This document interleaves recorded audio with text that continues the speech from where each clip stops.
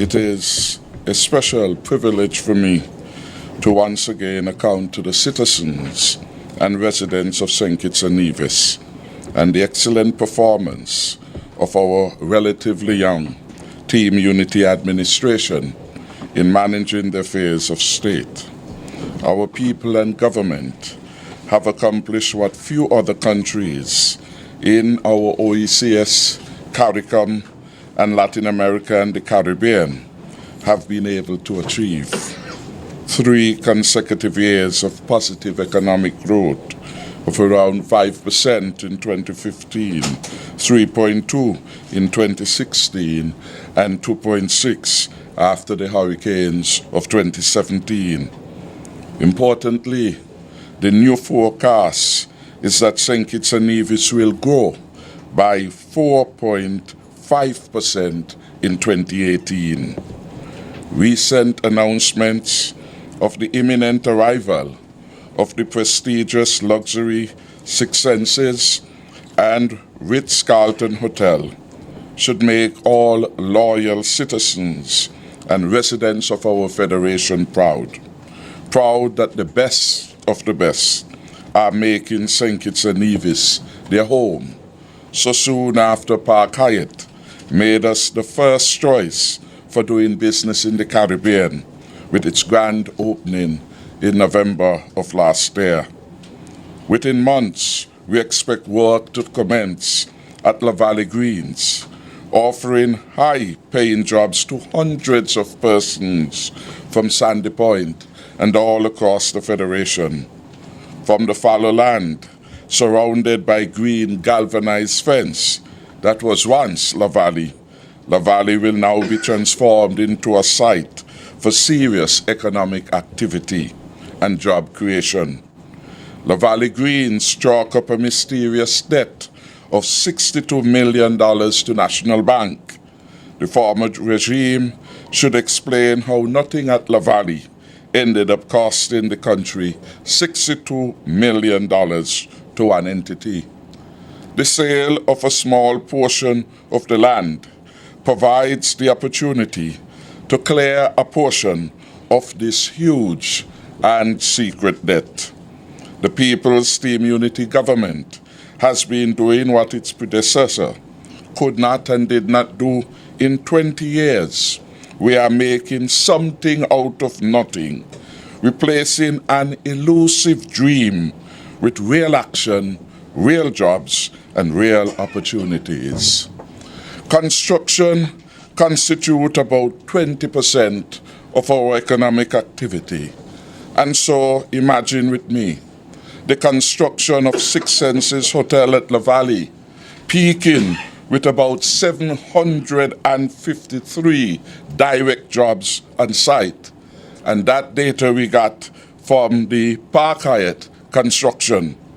Second, the construction of the Royal Miss Hotel in West Bastille, which will start shortly on the first phase, that is the delivery of 145 rooms in phase 1 and 90,000 square feet of commercial space.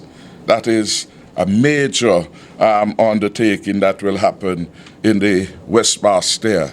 And as you pass, you see that the groundworks are being done to facilitate expedited action on that particular site. Then we note the construction which is anticipated of a brand new hotel by the Helden developers later this year or early next year. They've already submitted a proposal to the cabinet for consideration. The construction continues apace at the King's Pavilion Hotel. This is an 18-room property with commercial space on the Bay Road, Bastille. And of course, it is known that work continues apace at the Koi Hotel, the Tilloff Radisson and Ramada facilities.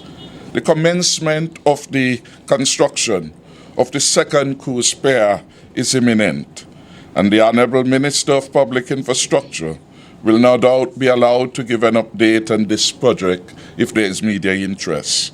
Suffice it to say that the mobilization has been paid to the appropriate contractors, and very soon we will see construction activities on our second cruise pier. Something good is truly happening, and for this we give God thanks. Within 3 years, we have effectively given an added impetus or jump-started work on 4 hotels. We brought Park Hyatt to a successful completion. In 2014, Park Hyatt had an average of 44 persons on site. At its peak in 2017, we had up to 800 direct employees, and it averaged 753 throughout the course of 2017. We have energized the work at the Radisson, Coy and Hildings, all of which now are on schedule to open later this year in 2018. This is a remarkable achievement by any standard. The Social Security records are important because they represent an independent and objective source of what is really happening with respect to labor developments in the country. And those records reveal that the highest earnings, the highest job figures, the highest number of contributors in the history of Social Security happen under Team Unity. The Comptroller of Inland Revenue, Mr. Gift, reports that more business licenses were issued in 2015, 2016, and 2017 than at any other prior period in history. Indeed, business licenses under Team Unity exceeded over 400 for the first time in living memory. These then are the signs of a country moving progressively forward while improving the standard and quality of life of its people and creating a better tomorrow than today. I want to appeal to our men and women to seize the opportunities for employment, to enhance their productivity and performance. I encourage them, as I did last night at another forum, to be at their productive best, to maximize their earnings by giving a full day's work each day that is available. And of course, we must remind all employees it will be good that they be loyal to their employers. Getting back to the good news, tourism continues its impressive growth with both with respect to cruise and stayover arrivals. The St. Christopher Year and Seaports Authority data show that for January to February 2018, 25,744 arrivals were recorded by air. This was up 9%, or 2,059 over the 23,685 recorded for the comparative period in 2017. Our seaport recorded 163 cruise vessel calls, which were up 41% over the 116 for the same period recorded January to February 2017. Cruise passenger arrivals for the first 2 months are up 18% at 321,800 versus 271,829 arrivals recorded for the comparative period in 2017. Our 2018 capital projects are moving apace. And this is good news in the context of the probability of our realizing the growth rate projected. Work is in progress on the Tabernacle Health Center, the National Heroes Park, the Forensic Lab, the Coast Guard headquarters, the East Bus terminal, and designs on the modern prison facility should be completed before June. The demolition of the dilapidated printery and the old Development Bank building on Church Street has paved the way for more attractive edifices to be constructed, thereby enhancing the aesthetics, the environmental health, and the quality of structure in our main capital city. The government of Taiwan, I am pleased to report, has committed to provide support for the reconstruction of a more resilient road network at Old Road Bay. And I gather from the Honourable Minister, Ian Patches-Liebert, that work there should be starting very shortly. In my 2018 budget address at paragraph 122, I outlined that my government would provide a special financing program to assist government employees in property ownership, the purchasing of lands and/or the constructing of a home. I can advise that this program will get started by mid-April. No minister of government, to be clear, can participate in this program. We will not tolerate a situation where ministers of government compete with civil servants for these benefits. We regret the situation where the former Minister Nigel Carty edged out many government employees to secure assistance under the First-Time Home Owners Program. And it is our further regret at the President that the said Carty became the exclusive provider of accommodation to the former commissioner, again edging out other realtors. Carty's success cost the Treasury greatly by way of a very special and exorbitant housing allowance paid to Commissioner Walwyn to satisfy Carty's private interests. I am happy to report that we are not only doing a fantastic job on the prosperity agenda, as the foregoing would attest, the health and the robustness of our economy speak to that too, but our good governance agenda is being advanced.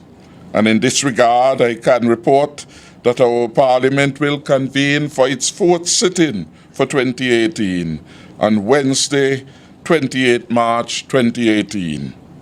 Our record of regular meetings of Parliament to date has been exemplary. In 2014, the last year of the former regime, the Parliament sat for a mere four times. For 2015, we held 7 sittings of the Parliament, starting with our inaugural sitting in May of 2015. In 2016, there were 9 sittings. In 2017, the Parliament sat 9 times.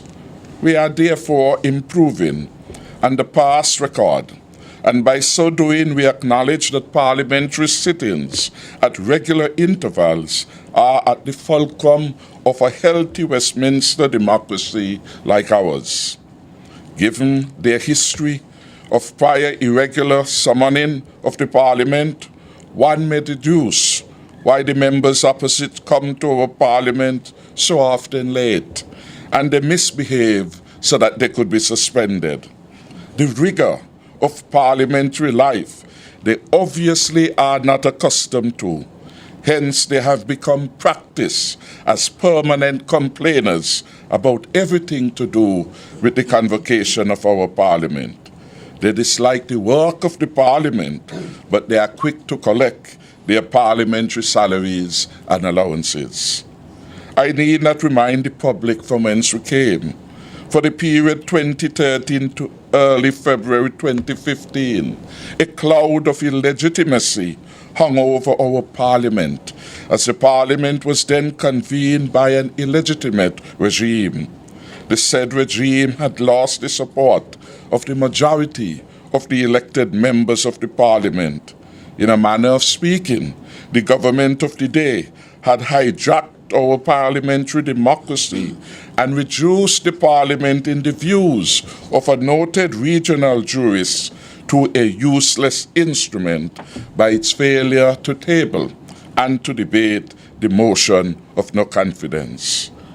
We have progressed much then on the issue of good governance and the health of our democracy. The Honourable Speaker strives to maintain a high level of decorum and civility in the Parliament. He is guided only by the rules and the tradition of the House, which are codified in standing orders. The Honourable Speaker has invited both sides of the House to review the rules, and my government has advised the Honourable Speaker of our two nominees. It is our hope that both sides of the House can do justice to the cause of parliamentary democracy through this bipartisan initiative offered by the Honourable Speaker. No society can develop without the active engagement of women in all aspects of the nation's life, and we are proud of our record of honouring women in words and deeds. I want again to congratulate and salute the 8 awardees of International Women's Day.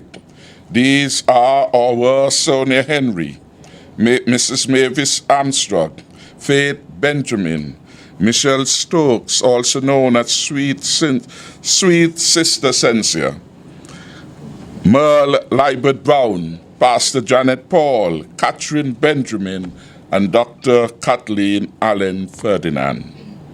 Our deeds in support of women are reflected in our appointment of 2 female senators in the Federal Assembly, the Honourable Wendy Phipps, with responsibilities for health, etc., and the Deputy Speaker, the Honourable Akila Byron Nisbet, the appointment of the first ever female Cabinet Secretary in Mrs. Josephine Huggins, and our first female Press Secretary in the Office of the Prime Minister in Valencia Grant.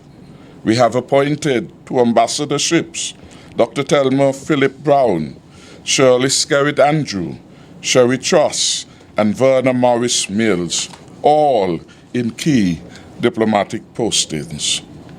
While there are many good things happening, such as the breaking of the glass ceiling by our women, we are dismayed by the cruel hand of violence exercised against our women folk. To be clear, the government condemns violence in all its forms, but we maintain that violence against women and children is most reprehensible and egregious. We mourn the loss of the 2 sisters from Keys Village, Dramilia and Naomi Finch. I have personally met with their mother, Desiree Finch, and prayed with and for her and her relatives. I want to appeal to all to eschew violence and to show greater compassion to and tolerance for one another. My government has offered tangible support to the family of the victims. The state, through the Ministries of National Security and Gender Affairs, will bear the cost of the funeral expenses for the 2 sisters. Additionally, we have been providing counseling support to the family members.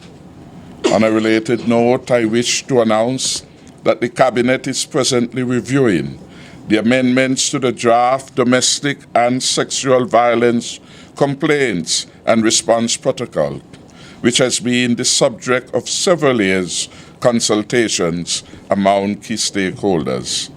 This document has again been updated with support from the legal department and the magistracy to include, among other matters, privacy considerations for victims of violence when making official statements to the police and in court. When approved, the protocol will serve as a functional guide to key personnel in the police, our healthcare workers, and the staff of the Department of Gender Affairs, who must work as a team to respond to victims of domestic and sexual violence, and in the process, provide places of safety for victims and their families. I should note that PAHO would have rendered meaningful support to the Department of Gender Affairs with the final national consultation that preceded the finalization of the draft protocol.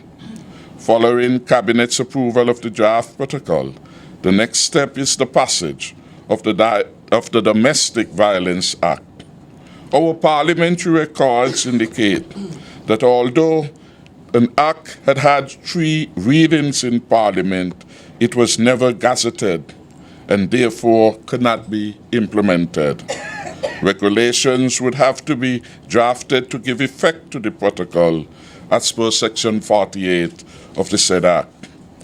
Let me use this opportunity to extend condolences also to the family of the late Dr. Joseph Halliday on his passing, and the families of Stedman Daniel of Molyneux, Karen Tyson and family of Phillips Village, Superintendent MacArthur of Molyneux, and Viola Williams of Connery. We pray God's unlimited love and peace will be with all who mourn at this time. Perhaps on a more positive note, I want to end by congratulating Mr. Michael Pinney on his ordination as a reverend in the Antioch Baptist Church on Sunday, March 11, 2018. I also commend the pastor and members of that church on its 55th anniversary, as well as the Wesleyan Holiness Church in Connery that is celebrating its 50th anniversary this year, and the Lighthouse Baptist Church Ministries celebrating 25th anniversary.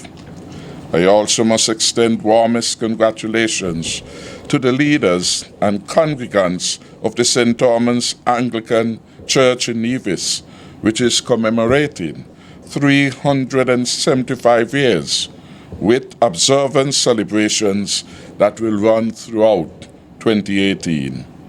May God bless the future of these churches and the institution of the church in general and our great Federation of St. Kitts and Nevis.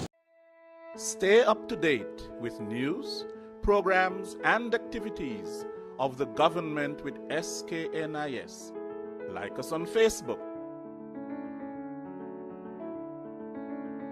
Listen to us on SoundCloud.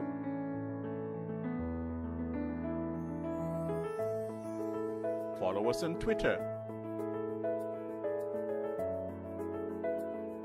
And watch our videos on YouTube. Connect with us today. SKNIS, St. Kitts and Nevis Information Service.